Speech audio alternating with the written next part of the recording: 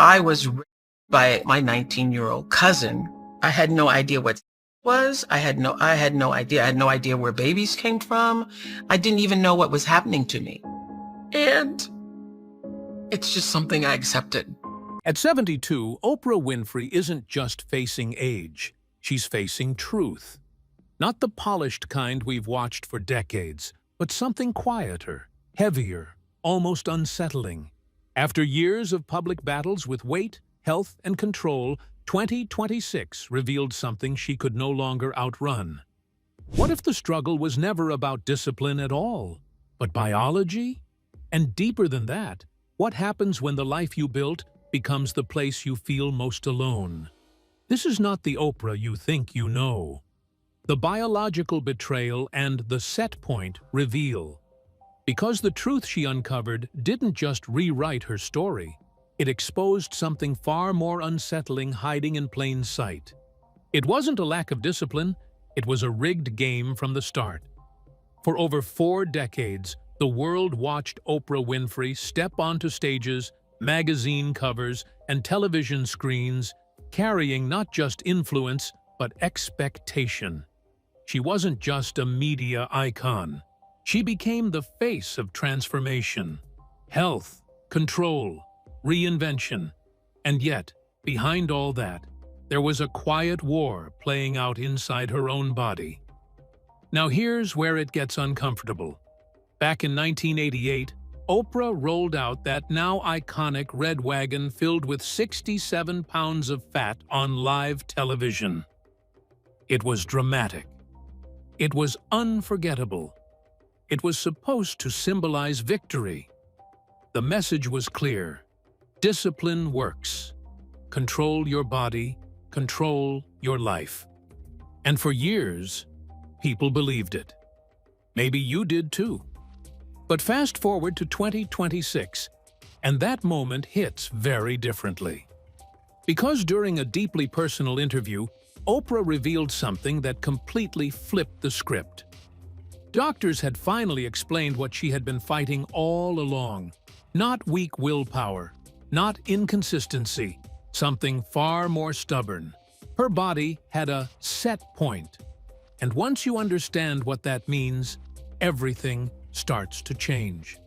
The genetic set point is essentially your body's preferred weight range, a number your biology keeps trying to return to no matter how hard you fight it. Think about that for a second. No matter how strict the diet, how intense the workout, or how public the accountability, your body is quietly working behind the scenes to pull you back to a specific number. For Oprah, that number hovered around 211 pounds. Let that sink in. For decades, she wasn't just trying to lose weight. She was trying to override her own biology in front of millions of people watching, judging, and taking notes. Every gain wasn't just personal. It was public. Every pound became a headline. Every fluctuation turned into commentary. So, what happens when your biggest struggle becomes your brand? Her 2025 feature opened a window into that reality. She spoke about the shame, not just from others, but the kind that creeps in quietly when you start believing you're the problem. And this is where things get heavy. Because the world didn't just watch her journey. It misunderstood it. For years, weight was framed as a choice. Eat less, move more, try harder. And Oprah, standing at the top of the self-improvement empire, became the ultimate proof that transformation was possible. Except behind the scenes, her own body was resisting every step of that narrative. And then came the breakthrough. Medical science caught up with what she had been experiencing. GLP-1 medications entered the conversation, not as shortcuts, but as tools that finally worked with the body instead of against it. When Oprah opened up about using them, it wasn't just another celebrity health update, it was a moment of clarity. What if the fight was never fair to begin with? And suddenly, that 1988 wagon doesn't look like a triumph anymore. It looks like a snapshot of someone winning a battle they were destined to lose long term. Not because she failed, but because the rules were stacked from the beginning. It reframes everything: her influence, her message, even her pain. Because imagine being seen as the global authority on self-control while privately feeling like your own body refuses to cooperate. Imagine carrying that contradiction for 40 years, smiling through it, teaching others how to fix themselves while still searching for answers yourself. That's not just pressure, that's isolation. Does knowing this change how you see her entire journey? And if your own body worked against you like that, would you still blame yourself, or would you start asking different questions? This wasn't just a health revelation. It was a quiet unraveling of a belief system millions of people had built their lives around. And just as Oprah began to make peace with that truth, something else hit her. Something she couldn't control, couldn't reframe, couldn't push through. Because in March 2025, her body didn't just resist her, it scared her. The 2025 menopause crisis and the own collapse. Because in March 2025, her body didn't just resist her, it scared her. I felt like I was dying. Those weren't headlines. Those were Oprah's own words. And suddenly, this wasn't about weight anymore. This wasn't about image or discipline or even biology. This was something deeper. Something that made control, the one thing she built her entire life on, feel like it was slipping through her fingers. It started quietly. A racing heart that wouldn't slow down. Sudden waves of heat that came out of nowhere. Moments where her focus just disappeared. Imagine sitting down with a book, something that defined her brand for decades, and not being able to get through a single page. Not because you're tired, but because your mind simply refuses to lock in. What happens when the woman who built an empire on clarity suddenly can't concentrate? During that March 31st, 2025 special, Oprah described it in a way that caught people off guard. The symptoms weren't dramatic in isolation, but together they created something overwhelming. Heart palpitations that felt like warning signals. Brain fog that blurred her thoughts mid-sentence. A sense that her body was running its own program, ignoring everything she tried to do to regain control. And here's the part that hits hardest. She didn't recognize it at first. For someone who has interviewed doctors, led health conversations, and influenced millions, she still found herself asking the same question many women quietly ask. What is happening to me? The answer was menopause, but not the version most people talk about casually. This was intense, disruptive, almost paralyzing at times. And for the first time in decades, Oprah had to stop.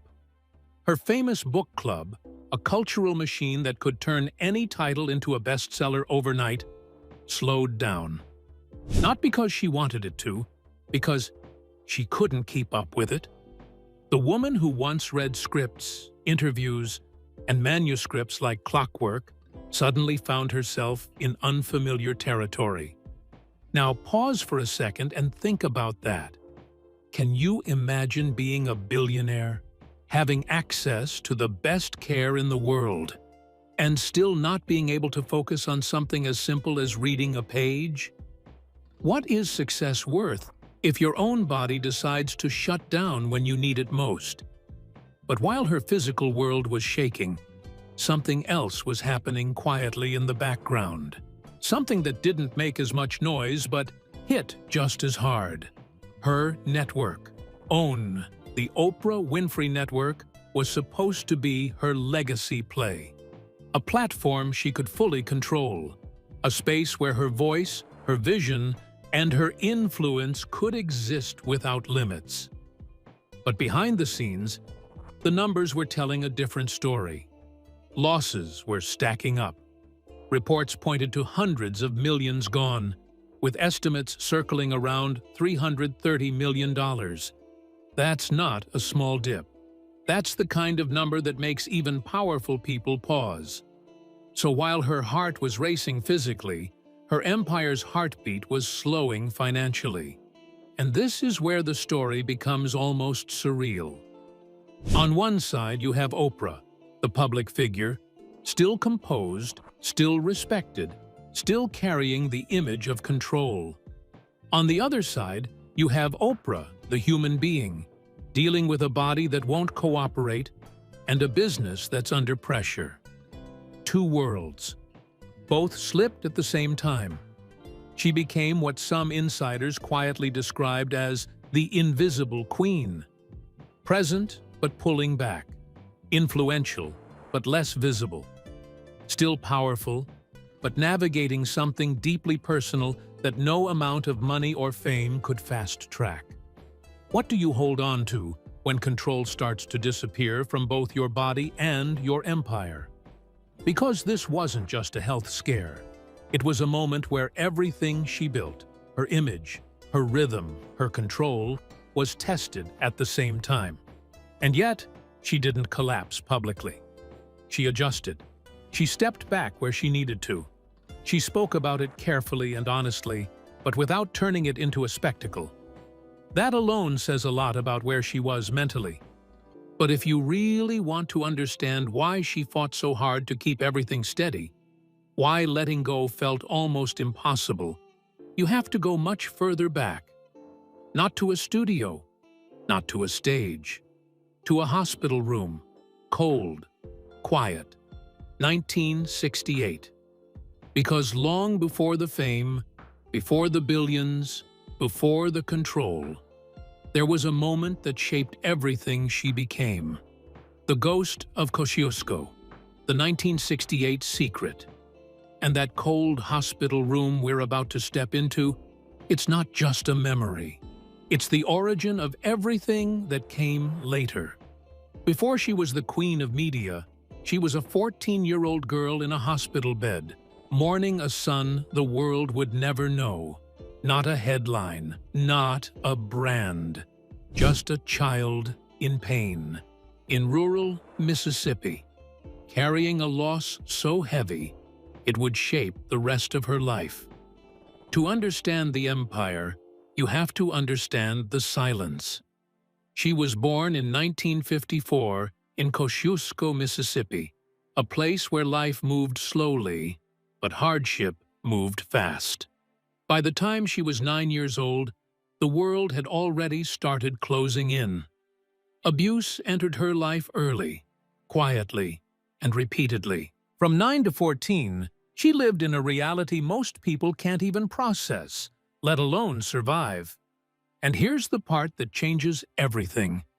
She had no one to tell. No spotlight, no audience, no safe space. Just silence. By 1968, at just 14 years old, that silence led to something even more devastating. She became pregnant. Think about that for a second. 14. Still a child herself, now carrying another life, while dealing with trauma she hadn't even begun to understand. She gave birth to a baby boy in February 1968. And then, he passed shortly after. No cameras, no sympathy from the world, no viral moment of support. Just grief, locked in a room with no witnesses. What makes this even harder to grasp is what happened next. She went back to school, like nothing happened. Imagine carrying that kind of loss and then sitting in a classroom, expected to act normal, expected to focus, expected to be just another student. Can you even picture that level of emotional control at 14? Or was it survival? Because sometimes silence isn't strength. It's the only option left. That moment didn't just pass. It stayed. It shaped her. It built something inside her that would later look like confidence, control, or even perfection. But underneath, it was armor. Invisible armor. Years later, in 1986, she would finally speak about it publicly. That moment shocked audiences because it cracked open the image people thought they knew. The polished host, the powerful interviewer, suddenly revealed a past that didn't match the brand. But here's the deeper layer most people miss. She didn't just reveal her past, she exposed how long she had been running from it. From 1968 to that confession, that's nearly 2 decades of silence. And even after that, the healing wasn't instant. Trauma doesn't work like that. It waits. It echoes. It shows up in unexpected ways. Fast forward to now, and you start to see the pattern, the drive, the control, the need to build something so powerful that nothing could ever make her feel that small again. Because when you've once been that vulnerable, you don't just forget it. You outgrow it. You outwork it. You try to outrun it. But do you ever really escape it? How does a 14-year-old survive that kind of loss in total silence? And let me ask you this. Have you ever carried something so heavy that you felt as if you spoke about it, everything would fall apart? That's the world she lived in. Kosciuszko wasn't just her birthplace. It was the place where her innocence ended and her survival instinct was born. Every success later in life, every stage she stood on, every empire she built, traces back to that one chapter. Not because it defined her, but because she refused to let it break her. Still, survival has a cost. Because when you build your entire life trying to never feel powerless again, what happens when that power becomes the only thing holding you together? That's where the story turns next. She built an empire to ensure she would never be that vulnerable girl again. But the question is, did that empire protect her, or did it quietly take away something even more important? The loneliness of the throne. Success brought her everything, except the one thing she thought it would fix. By the time she turned 70, the world had already crowned her. Wealth, influence, and a media empire that stretched across decades. But here's the part that rarely gets said out loud. Success didn't rewrite the ending of her story. It just gave her a bigger stage to perform on. Because behind the cameras, behind the applause, there was a quiet pattern forming. One that didn't look like the fairy tale people imagined. How do you build a life with someone when your lives never fully meet? For over 30 years, her relationship with Stedman Graham has puzzled people. Not because it failed, but because it never followed the script. They never married. They didn't live together full-time. In fact, they often lived in separate homes, in separate spaces, sometimes even separate worlds. And on the surface, it sounds modern, even refreshing. Independence, freedom, no pressure. But when you zoom out, it raises a deeper question. Was this a choice or a necessity? Because when your life becomes that large, that visible, that controlled, intimacy starts to feel like a risk, not a comfort. Her homes, sprawling estates stretching across acres of perfectly designed silence, began to feel less like rewards and more like something else. Gilded cages, beautiful, impressive, and very, very quiet at night. And then came the reflection that changed how people saw everything. On her birthday, January 29th, as she stepped into her 70s, she didn't talk about ratings or business wins. She went somewhere much more personal. She spoke about her childhood, the pain, the survival, the long road from a small town to global power. But hidden inside that reflection was something heavier. She acknowledged, in a way she rarely does, that she never had children. Not because she couldn't, but because she chose a different path. And for the first time, it didn't sound like a clean, confident decision. It sounded layered, complicated, real. She admitted that motherhood would have required a level of presence she couldn't give while building what she built. And that's the trade nobody talks about. Because while the world saw a woman gaining everything, there were things quietly being left behind. Moments that don't come back. Rooms that never get filled. So here's the uncomfortable question. What does winning actually cost? Think about it. She built a billion-dollar legacy, a cultural empire that shaped conversations for generations. She became a symbol of power, resilience, and transformation. But power has a strange side effect. The higher you climb, the fewer people can actually meet you where you are. Who do you confide in when your reality is something almost no one around you understands? Who do you lean on when your name alone changes how people treat you? At some point, the circle gets smaller, not by choice, by gravity. And that's where the invisible queen idea begins to make sense.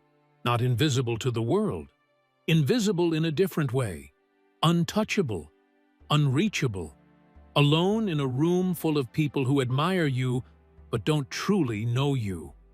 Even her health journey tells the same story in a different language. For years, her weight struggles played out in public. Every gain, every loss, every headline. And recently, she opened up about using weight loss medication and the emotional weight that came with it. Not just the physical changes, but the shame, the pressure, the feeling of constantly being watched, judged, and analyzed. And when she stepped away from it, she didn't just talk about the body. She talked about control. Because when your entire life is built on discipline and resilience, letting go of control can feel like losing part of your identity. And that's the thread connecting everything. Control built the empire, but control also built the walls. Would you trade a traditional family life for a legacy that will outlive you? Would you choose global impact, knowing it might cost you personal closeness? Because, for her, it was never a simple yes or no. It was a path that unfolded one decision at a time, each one pulling her further away from the life she might have lived. And maybe that's the real twist in this story. She didn't just escape her past. In some ways, she outgrew the possibility of ever fully replacing what she lost. As she stands at 72, surrounded by everything she once dreamed of, one question lingers louder than ever. Is she finally ready to step down from the throne and just be Oprah? Legacy at 72. The Invisible Queen's final act. At 72, the tragedy of Oprah Winfrey is that she is finally being seen, just as she is preparing to step back. After decades of shaping culture, controlling narratives, and carrying the weight of millions, she is now quietly rewriting her own. The conversations around her health, her use of modern weight loss tools, and her renewed energy are not just about appearance. They are about control. For the first time in years, she is not performing strength. She is living it. But here's the quiet twist that changes everything.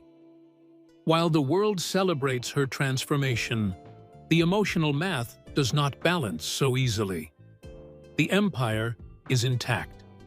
The legacy is untouchable. Yet the private world remains carefully guarded, almost unreachable. This is the paradox.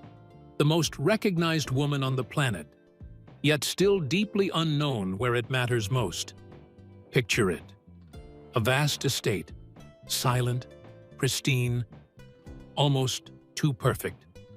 She stands at the edge of it all, not as a host, not as a mogul, but simply as herself. The invisible queen, finally, without an audience. So, what stays with you?